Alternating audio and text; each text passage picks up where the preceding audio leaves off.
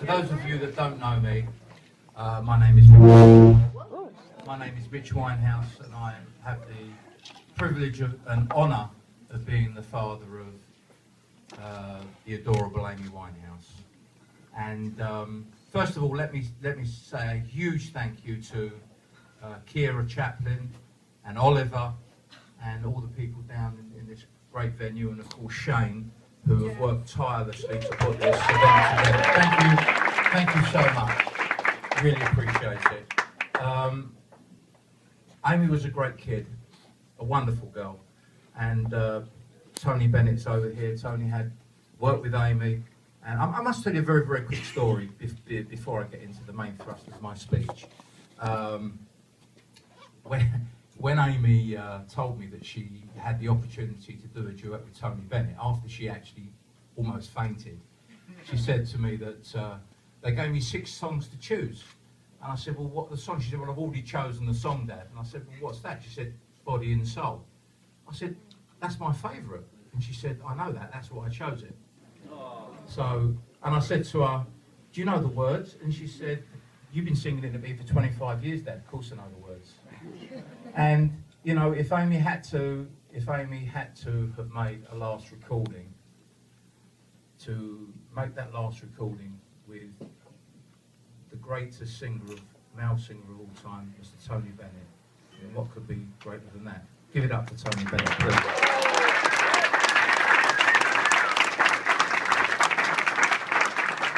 And you speak to Tony, he'll tell you that he regards Amy right up there with Ella and Dinah Washington and all those other great singers. And that's, I can't really add anything to that. You know, being her dad and running after her and chasing her around and smacking her and telling her, well, you can't smack kids today, can you? Or putting her on the naughty step when she was little. She didn't stay there for long, but you know, doing all the things that dads did, you know, really, I didn't have the appreciation of just how good she was. And you know, when I listen to Tony talk about Amy now, it really brings home to me what an incredible talent she was, but also what a lovely girl. And you know, we know that she had all the other problems, the drug addiction. She successfully dealt with that. She didn't quite successfully deal with her drinking addiction, of course, but she was a trier and a great kid and a fighter and just a great piss taker. And a great wit, and because of her, I had to, you know, really she gave me a hernia because we laughed so much. I just had to repair her, I'm telling you. She was just, and I'll just tell you very quickly, I had a previous hernia. I don't want to share these things with you, if I may. And I said to her, don't come to the hospital, because I had stitches up here. And she came into she actually, one of the nurses in the hospital gave her a uniform. And she crept into my room in the uniform. And of course, I started to laugh and I burst 2 stitches. So that to start sewing me up again. So she was a great joker and a great kid. And that's one of the reasons that I wrote my book, because I really wanted people to understand that apart from this fantastic talent that she had, she was just a normal North London Jewish kid and was just a great family member and a sweetheart. And she loved doing what she did, and she loved being with her family, and she had an enormous capacity for love, and some of that love, unfortunately, was directed towards people who didn't quite deserve it. But that's not what this evening is all about. You know, because I could go on and on about that, but we won't do that, will we? Tonight is about, I'd really like to talk to you about the foundation that we're setting up. You know, we haven't really started it yet in terms of fundraising, but, you know, I wrote a book. I'm sure you've all bought it. But for those of you that didn't buy it, we've got copies here this evening. I'm happy to sign them for you. They're here somewhere, or they're in the bag. So I'm happy to sign them for you. And so with the advance that I got from HarperCollins, all of that money went into initially into the foundation. Excuse me. And Tony Bennett and Sony have made 2 incredible donations, if I may. 2 lots of $220,000. So please, again, give it up for Tony Bennett. So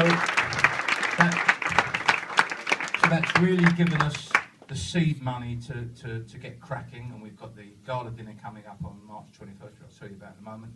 And we have already started donating some of that money. We gave some money down to the New Orleans Jazz Orchestra, who have 2 wonderful youth projects down in New Orleans.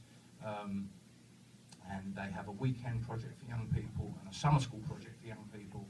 And you know what? They don't have food to eat in New Orleans. And one of the things that they do at the New Orleans Jazz Orchestra is, while they're teaching the kids how to play instruments, they're giving them something to eat as well.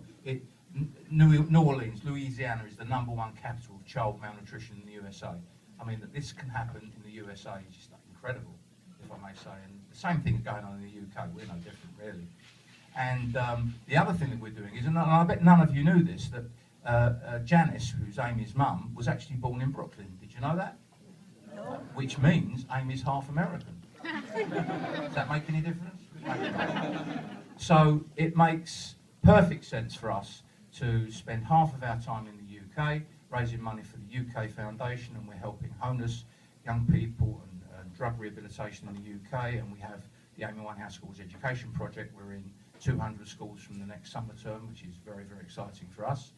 And of course in the USA, we're also donating half of our time to the USA. And bearing in mind that Janice was born in Brooklyn, we've just given 10 scholarships to the Brooklyn Conservatory of Music, which I think has already started, or it started just after Christmas. And we hope to continue and actually not only perpetuate it, but add to that. So the foundation in the US is very much about music education, and to help the kids that need it most. Because I don't know whether you agree with me or not, but certainly in the UK, the first thing that gets cut when times are hard is music education. You know, the kids don't need, you know, as long as they can read and write, they don't need music education. But the fact is, when there is music education there, they can read better, they can write better, they can do everything better because they have music. And to take music away from kids is extraordinary. And what we found in the UK is that when we educate a young person, especially from a troubled background and a troubled area, that music education has an impact on himself, on his family, on his community, and it becomes as much as a crime prevention program as it does a music education. So everybody's affected positively by this. And you know, in the UK, we are. I mean, it's incalculable at the moment, because we're in many schools talking to the kids about the dangers of alcohol and drugs. And the big thing in the UK at the moment is legal highs. I mean, you know, MCAT, all this kind of stuff, MDMA. It's quite incredible, really. And so even after the 18 months that Amy hasn't been with us, she's having a positive and profound effect on many thousands of young people. And we want to increase that. So thank you so much. I appreciate it. Now, before I go, and I don't want to bore you, 2 things. First of all, we have our gala dinner on March the 21st. We need all the help that we can get. We're just like every other charity that you've been and you've heard it all before. We need you to come along and buy tables. It's going to be a fabulous evening. We've got Tony Bennett is being honoured. He's also going to sing a few songs for us. And Kira Chaplin's going to sing a few songs. Not really. And who else? Oh, Jennifer Hudson. Not bad, eh? Wycliffe Jean. So it's a pretty good lineup, you know. And we need all the help that we can get, let's be honest about it. We're like every other foundation and charity. We need as much help as we can get.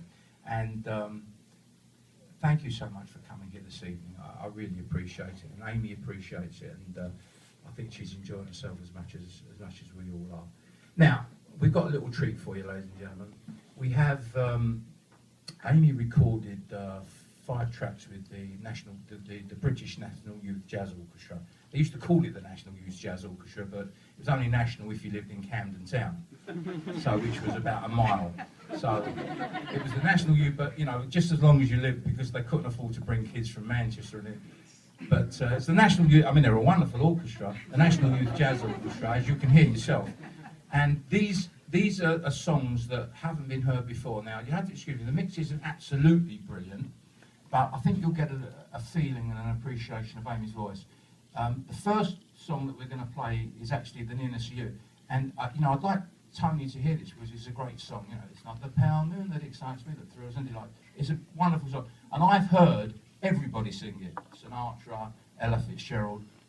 Just listen to this kid sing it. But because I have to say, I know she's my daughter, I think this is the best of all. So once again, thank you so much for coming. Please support us on March 21st. And enjoy the rest of your evening, and we'll see you again soon. Thank you so much for coming.